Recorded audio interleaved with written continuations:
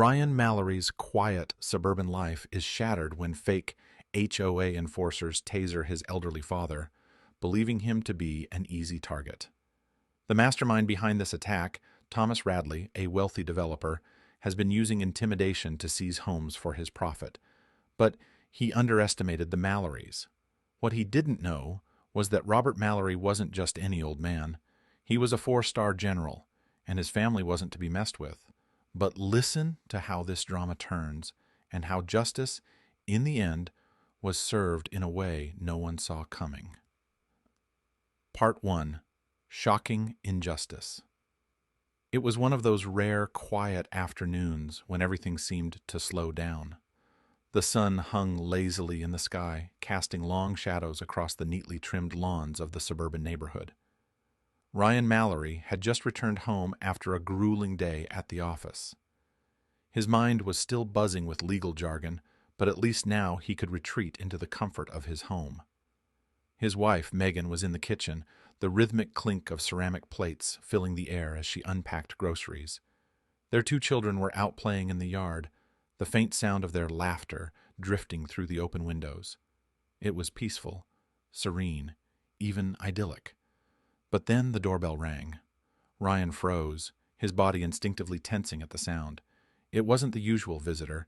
The ring was sharper, more insistent. Something about it felt wrong, like a storm on the horizon, barely perceptible, but undeniable. Megan, ever the gracious hostess, made her way to the door, still carrying a bag of fresh produce. Ryan, feeling a knot tighten in his stomach, stepped into the foyer just as she opened the door.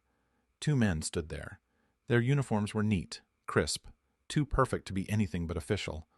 One of them was taller than the other, with a sharp jawline and eyes that never seemed to blink. The other, shorter, had a hard-set expression, his eyes flicking back and forth as if sizing up the situation. "Good afternoon," the taller man said in a voice that was too calm, too composed for the moment. He flashed a badge, the gleaming metal catching the light. "We need to discuss an issue regarding your property. It seems you've violated HOA rules." Ryan stepped forward, the words sinking into him like lead. HOA rules. They had just moved into this house 6 months ago. Everything had been fine. They'd kept the lawn manicured, their garbage cans tucked neatly away, the exterior pristine. What could they possibly have done wrong? "What rules?" Ryan asked, the question coming out more forcefully than he'd intended. His lawyer's mind was already racing, trying to find any possible legal misstep. Megan, sensing his growing frustration, caught his hand gently, her fingers trembling ever so slightly. The man didn't seem to notice. "We'll have to assess the situation more thoroughly," he said dismissively, like this was all just routine, another task to check off a list. Before Ryan could respond, the shorter man took a sudden step forward. His movements were swift and practiced, and before anyone could react, he was inside, moving past Megan and toward the living room. Ryan's heart skipped a beat as he watched in disbelief. "Wait, what are you—" Ryan began, his words cutting off as the man grabbed his elderly father, Robert Mallory, who had been sitting on the couch, absorbed in a news report on TV. Robert Mallory was a man of dignity, of experience, but time had taken its toll. At over 75 years old, his once sturdy frame had withered, the gray in his hair a testament to decades of life lived with purpose. He moved slowly now, a quiet shadow of the man he had once been. But still there was strength in him, a strength that had carried him through a life of service, both to his country and his family.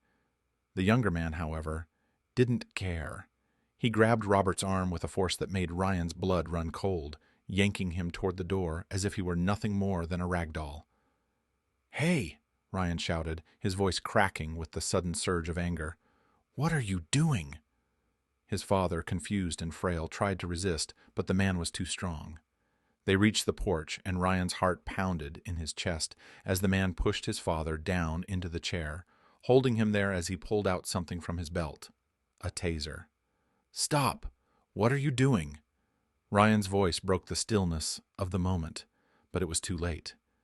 Before he could even reach them, the younger man pressed the taser to Robert's chest, and the sharp crackle of electricity filled the air. Ryan could only watch in horror as his father jerked violently, the force of the jolt hitting his fragile body. Megan screamed, her voice raw with terror. Ryan's legs went weak, and for a moment he couldn't move, couldn't breathe. His father's eyes, wide with confusion and pain, locked onto his, and the sight was enough to stop his heart. "Let him go!" Ryan shouted again, rushing forward, but the man stood firm, not even flinching at the outburst. "You'll have to settle this with the HOA board," he said, his voice indifferent, like he was giving them a notice for a parking violation. Ryan reached for his father, his hands trembling as he helped him up. Robert, shaking but still breathing, looked at his son, his gaze filled with something Ryan couldn't name, but it wasn't fear. It was something stronger. "Are you okay?" Ryan asked, his voice thick with emotion. Robert nodded, but his voice was weak. "I'll be fine, son." Ryan felt the rage burn through him, sharper and more focused than anything he had ever felt in his life. This wasn't just an assault on his father, it was an attack on his family, on their dignity, on everything they had worked for. The two men turned, unfazed by the chaos they had caused.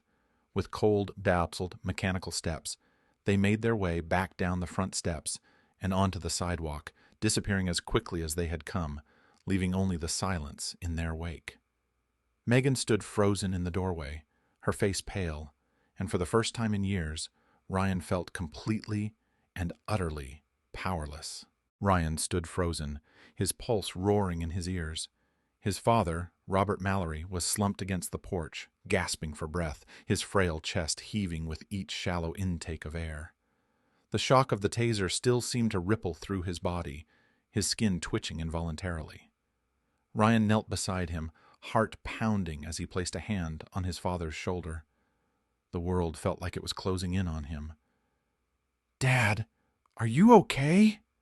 Ryan's voice was barely a whisper, the words barely leaving his throat. Robert's eyelids fluttered open, his old eyes, still sharp, focused on Ryan, but there was a weariness to them, an exhaustion deeper than physical pain. "I'm fine, son," he rasped, his voice shaky but determined. Just help me up." Ryan's hands trembled as he helped Robert to his feet, his mind racing in a storm of confusion and anger. But beneath it all, a cold realization was beginning to settle in, a realization that was both terrifying and enlightening. The audacity of it, the cruelty. Who would do this? The HOA? No. This was never about the rules. It wasn't just some bureaucratic oversight. No. This was personal. It was a blatant, calculated attack on his family. A line crossed in a way Ryan couldn't yet fully comprehend. He barely noticed when Megan appeared at his side, her face pale, her eyes wide with fear. She hadn't said a word since the men had left, but the silence between them was deafening. Ryan quickly pulled out his phone and dialed the police. His hands shook as he spoke, trying to stay calm, trying to make sense of the chaos. It took only minutes for the squad car to arrive, its sirens barely audible over the thick silence that had descended on the house. The officers came, and Ryan was desperate for answers. He told them everything, the men in uniforms, the tasering, the fear. The police listened, taking notes, but their expressions were distant, unfazed. They asked the usual questions, making polite inquiries about possible suspects and any video footage they could gather. But when they asked where the perpetrators had gone, Ryan had no answer. The two men had vanished into the labyrinth of quiet suburban streets, leaving no trace behind, no license plate, no sign of where they had come from. Nothing. "You'll hear from us," one officer finally said, but even as he spoke, Ryan could sense the words were hollow. The police had nothing to act on. No charges could be filed. The men had disappeared as if they were ghosts, vanishing without a trace. It was the most frustrating feeling Ryan had ever experienced. Helplessness. That night, as darkness fell over the quiet house, Ryan couldn't sleep. His mind replayed the horror of the afternoon, his father being assaulted, Megan's horrified scream, the cold, indifferent faces of the men in uniform. Over and over, the images ran through his mind like a twisted loop, and the anger burned in his chest. But then something happened. something that stopped him cold. In the midst of the chaos, a truth so simple yet so profound hit him like a freight train. Robert Mallory wasn't just some retired soldier, some old man with a few decades of military service behind him.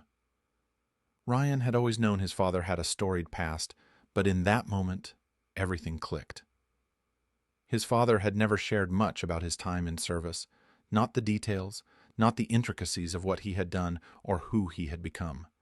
It was never something Ryan asked about. It was just always there, unspoken, like an invisible force that hovered over them.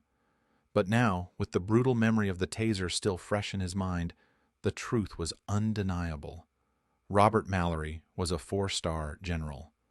The weight of those words crushed him. His father, his frail, elderly father, wasn't just any retired military man. No, this was a man who had led entire divisions, a man who had commanded the respect of the highest echelons of the military, a man whose reputation carried the weight of history itself. Ryan sat on the edge of the bed, his mind spinning. He stared at the darkened window, trying to make sense of it all. The men who had come to his house had no idea who they were dealing with. They hadn't just assaulted a vulnerable old man. They had attacked someone who had stood on the front lines, who had led soldiers through the harshest conditions, who had earned the kind of respect that could silence a room full of generals with just a glance. The audacity of the attack, now it made sense. They had no idea what they had done, and that was the thing that kept him up all night. The men in those uniforms hadn't known the man they'd picked a fight with. They didn't know that Robert Mallory's quiet strength wasn't just in his bones, but in his blood. They hadn't seen the battles he had fought, the wars he had won, the lives he had shaped. Ryan's fists clenched in the dark. A surge of adrenaline shot through him. The battle wasn't over. It was just beginning. The questions that haunted him earlier now had a clear target. Why? Why had these men come to his house? What did they want from them? And what did the HOA have to do with it? The rules no longer mattered. Ryan Mallory was no longer just an attorney defending his family. He was the son of a 4-star general, and this wasn't some petty dispute. It was war. And this time, he wasn't going to let them win. Ryan sat at his kitchen table, his fingers curling into fists as he sifted through the stack of papers in front of him. The weight of the day's events, his father's assault, the unanswered questions, the creeping feeling that someone was toying with his family, settled heavily on his chest. His mind spun in tight circles, each thought more volatile than the last. Who would do this? The answer seemed elusive, and it gnawed at him. Who would have the audacity to send fake enforcers to his home? Why target his father, a retired general, a man of honor and dignity? What kind of coward would hide behind a false badge and harm an elderly man without consequence? The anger was consuming. It burned in his veins like wildfire, but under it a deeper, more suffocating feeling took hold. This wasn't just an attack on his father.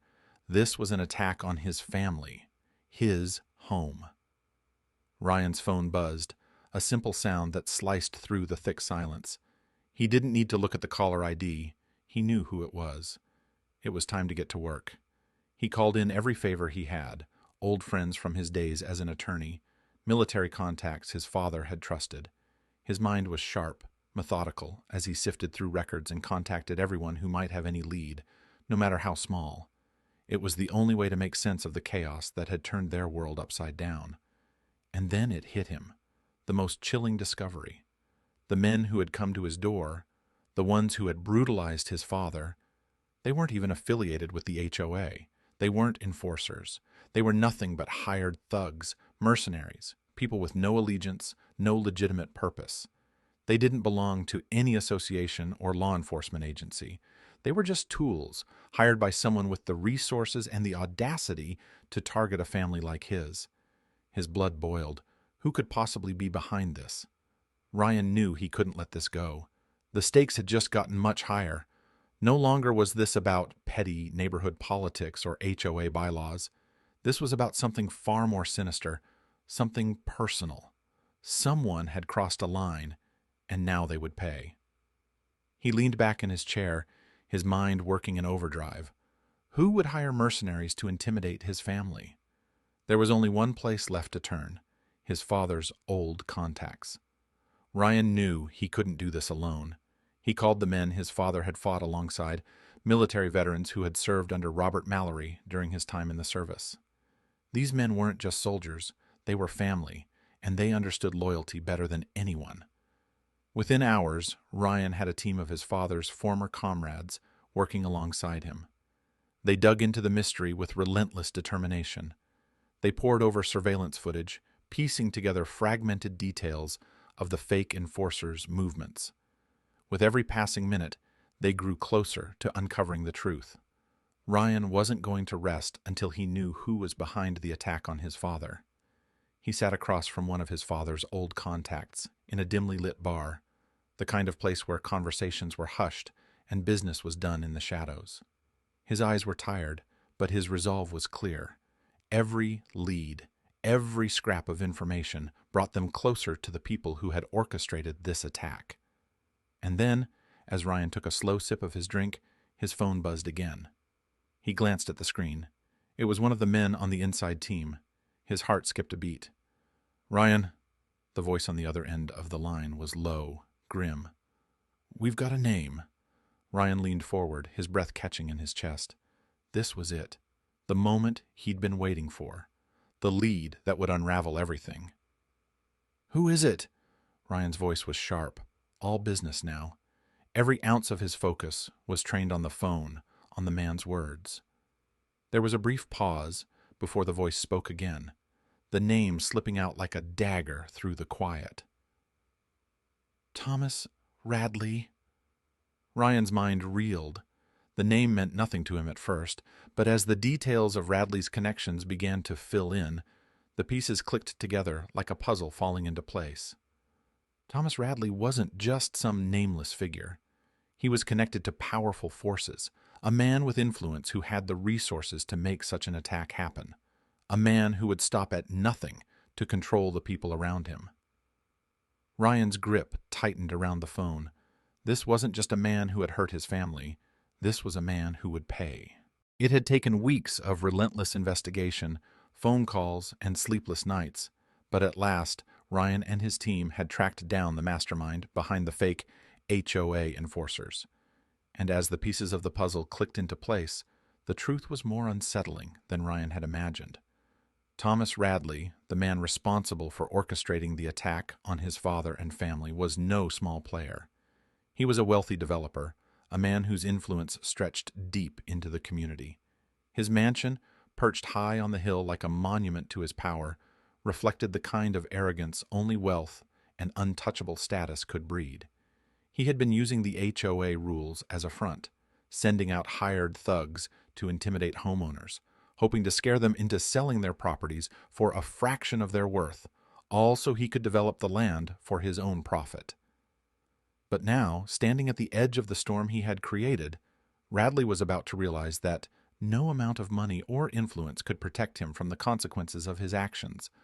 Ryan's heart pounded in his chest as he approached the massive gates of Radley's estate. His father, Robert Mallory, walked beside him, steady as ever despite his age, every bit the man he had been in his prime. In the light of the setting sun, Robert's silhouette was a reminder of a history built on courage and honor. The man was a warrior, one who had served his country and now was about to avenge his family. The driveway curved toward the mansion, and at the front door, Thomas Radley stood, his face momentarily betraying confusion, as he saw Ryan and Robert approach. Ryan's voice was calm, measured, but there was a steel edge to it that made Radley's eyes widen. "Mr. Bradford," he said, his words deliberate, his resolve firm, "you don't know who you've messed with." Before Radley could even respond, Robert Mallory took a step forward. The man was over 70, but in that moment he radiated a force that made the air seem to thicken. His voice, quiet but laced with authority, broke through the tense silence like a crack of thunder. "You assaulted my son and my family." Robert's words were deliberate, cold as ice. "And you did it thinking I was just some old man." Radley, still standing in the doorway, looked like he had been struck by a wave of shock. He stammered, his usual composure slipping as he tried to regain control of the situation. But the moment was slipping away from him. Ryan could feel the heat of his anger slowly fading into a quiet, overwhelming satisfaction. This wasn't about revenge anymore. It was about righting the wrongs that had been done, about holding a man who thought he was untouchable accountable for his actions. As if on cue, the sirens of approaching police cruisers echoed down the long driveway. Radley's face drained of color as he looked back over his shoulder, realizing too late that his empire was crumbling before his eyes. Within moments, uniformed officers swarmed the front of the mansion, their presence a stark contrast to the false authority Radley had relied on for so long. The fake enforcers, the hired thugs, were quickly rounded up and placed in cuffs, their identities exposed, their roles in Radley's corrupt scheme unraveled. Radley, for all his power and influence, was now nothing more than a criminal being arrested on his own doorstep. The reality of the situation settled in. The man who had caused so much pain was finally facing the music. Ryan's breath caught in his chest as he turned to his father. The old soldier, the retired general, looked at him with something akin to pride in his eyes. The anger that had once consumed Ryan now felt distant, replaced by a deep sense of calm satisfaction. The battle had been fought, and the good had won. Justice had been restored. "You did good, Dad," Ryan said softly, his voice thick with emotion. Robert Mallory, the 4-star general, gave a small but knowing smile. He reached out, patting his son's shoulder. "No one touches my family," he said, his voice low but filled with the weight of experience. And with that, Ryan knew that their world, fractured for a time, was whole again. The anger, the fear, the uncertainty, it was all behind them now.